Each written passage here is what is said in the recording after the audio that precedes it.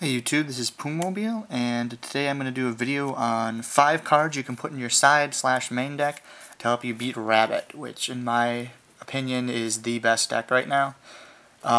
It's been winning at all the shonen jumps. Obviously these 2 powerful cards can stop pretty much anything in the game. Here are 5 cards you can side, all of them, well, except for one, relatively cheap, and ways to help you actually beat Dino Rabbit. So basically, there's 2 ways to stop the deck. There's either to prevent these 2 from ever hitting the field, or there's ways to destroy them cost effectively once they're out, which is very hard to do. Most decks will go into Logia first, and Dolka only if they know they're going to negate an effect, unless it's for game. In that case, a lot of times they'll go Dolka because it can stop Gores in Battle Fade or in Tragodia. Now that being said, some of the ways to stop them from ever getting out. The expensive one, obviously, everyone knows Maxi.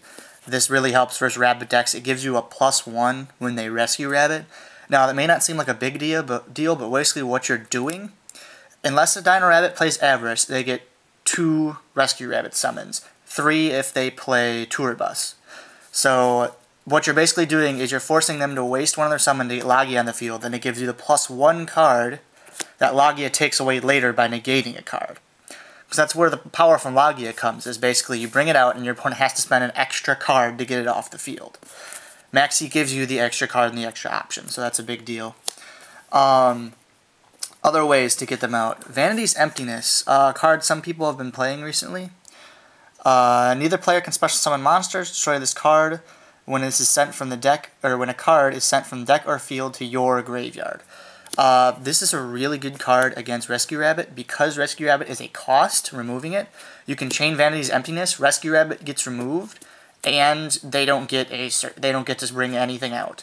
Also, you can use it to stop Tour Guide summons and any form of Exceed summoning like that. It's just a really strong card against them. It's kind of like a weenie version of Oppression. This is also a huge card for the mirror match. If you're playing Rabbit, you need to be siding this. Because if you get Logia out, say if you open Rabbit, Vanity's Emptiness, that's pretty much game. Because you go Logia, set Vanity's Emptiness. Now you have protection for your Vanity's Emptiness, and the best part is, since Exceed materials aren't considered on the field, you can still activate Logia while this is up, and, actually, Kicker Field, yeah. And it will still retain on the field your negation. So this is a really hard combo to break in the mirror match. I'm actually maining one of these in my Rabbit deck right now just because it's so powerful. Now, something that can help you stall until you get out. A lot of people have been playing Spirit Reaper against this deck. I actually like this card better. It's an older card called Arcana Force Zero the Fool. It has a bunch of long effect I can let you read there involving a coin flip and negating spells and traps and stuff, but the only 2 effects on here that really matter is this card cannot be destroyed by battle, and this card cannot be changed to defense position except for a card effect. So basically what that means is it can't be destroyed by battle, and unlike the other 2 monsters, it doesn't have a exploitable real weakness. Marshmelon has an activated effect when it flips, meaning if they go Dolka and run into it, they can negate and destroy it. That activating effect is the 1000 damage. And Spirit Reaper can be destroyed by Forbidden Lance, which Rabbit decks run at least 2, if not 3 of. This one can be affected by neither. The only thing you really have to watch out for with him is something that switches him to attack mode, so Enemy Controller, which isn't played very much, so it shouldn't really be a problem. But yeah, so all you do is set this, and then when they run into it with either monsters, it's stuck, and it's really hard to get around for a Dino Rabbit player, because they can't get rid of it with Forbidden Lance, which is normally their play to get rid of Spirit Reaper. So they basically have to Dark Hole the field or work something out that way, or use some weird kind of combo that they don't normally use to get through it. Kind of along that lines, we have Snowman Eater.